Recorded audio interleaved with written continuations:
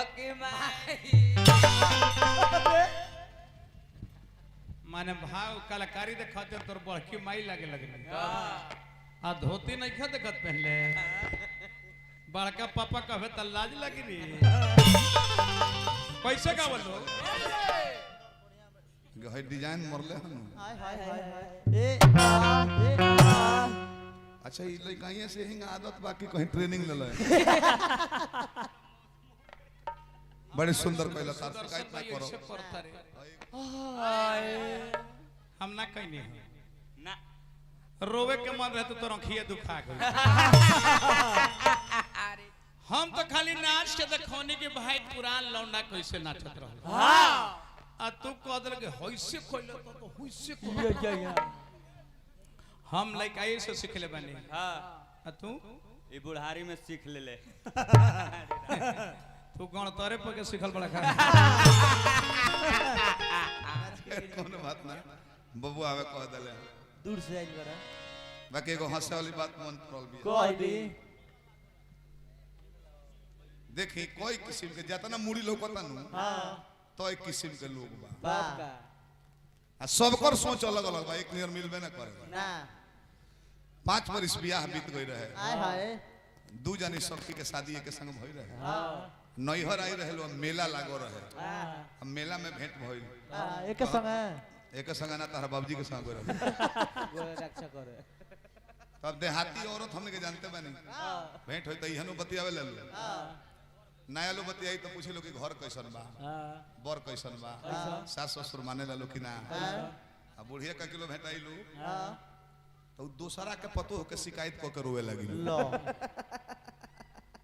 कोनो काकी अपना पतो के बड़ाई हमाई ले नहीं सुन ले ना काका की पतो कैसन भी आप हां 8 बजे तो उठे ले निशा चढ़ी कुरोहन के होई ना कहे कि सीता नियर पतो पोले बनी हां जन्नी समाचार बतियावत तो एगो सखी दूसर को सकवालिक सुना ना सब ठीक बा मर्दा तनी भूलो खड़बा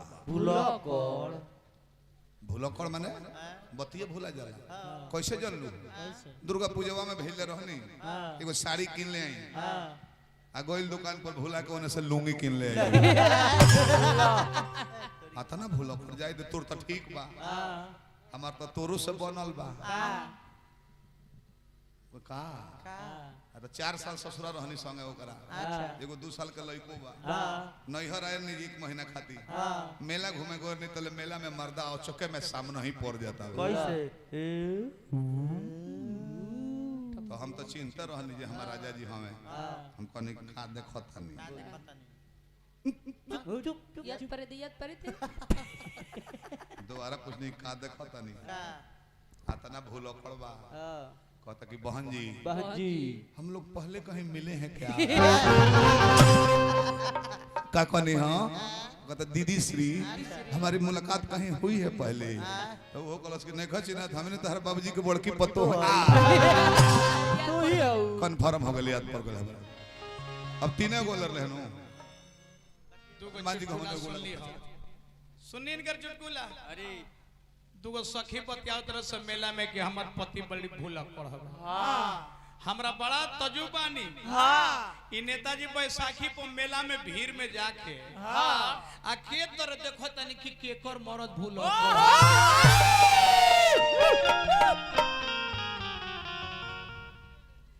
बड़ा भाई भूलक जा खोजत फिरत तरह धन में बड़ी परिश्रम करता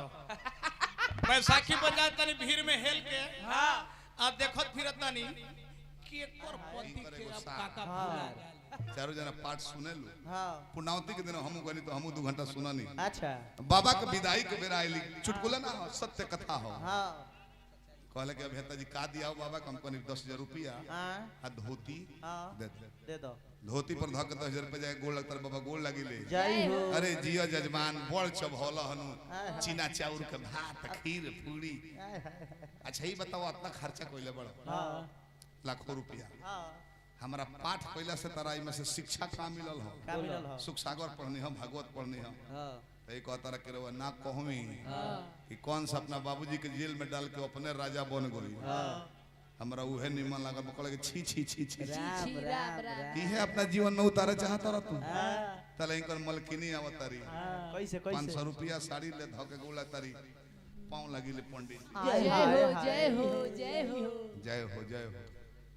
तारा का शिक्षा मिलल बा इनकर मेहरारू कहतर सुदर्शन भाई बो का रउआ ना कहमी कि द्रौपदी के 5 गो भातार रहेल आय हाय हमरा उहे निमन लागल बा एगो ई बाड़े 4 गो औरी खोजतरी बहने हम जा छी छी छी छी राम राम बसवा देलो नेताजी के नाम पर फिर पुरस्कार हार्दिक प्रणाम बा 5 गो हां उहे हमरा निमन लागल बा शास्त्र के बात हो कहले कि बोर की याद केले बड़ो तलई कर साली आवती हां बोल के सिया नेताजी के नाम पर फिर पुरस्कार बार-बार प्रणाम लटकौले बॉब कटिंग कर सलिया आवती हां हां हां 100 रुपया ले ले ओनो नमस्ते पंडम जय हो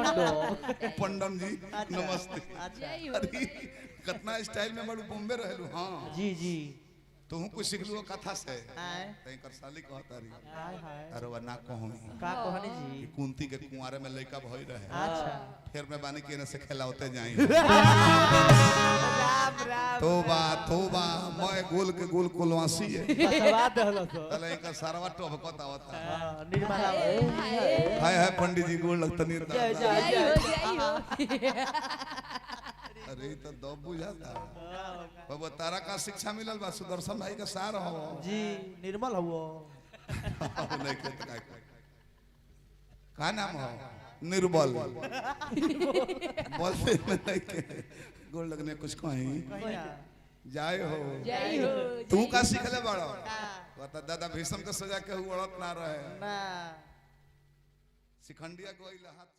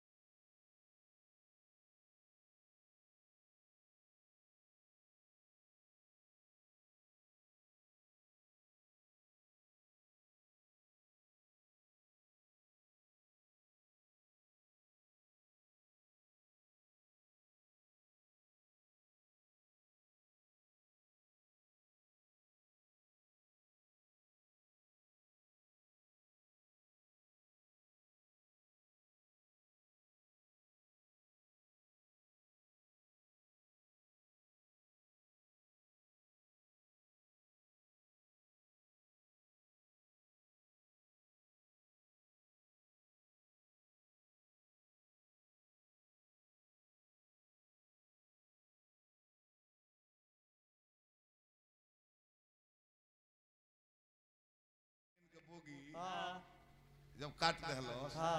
तब बोगी तो पीछे न चल गई होई तब न ट्रेन में फिर में जोड़ के ले जाई तो जब पीछे चल गई तो ऊ कितना पागल रहे ऊ हितवा चायवा बेच रहे तो कि जब न बोगी में क्यों होई नहीं खे काट दे वो मैं चाय ले घुमाता हूं का मारी तो साफवा उनको मैं लगा दी अरे ये ना रहले ये कहत नहीं ना रहले ई तो साफवा के मुड़िए धल रहले कटी है ना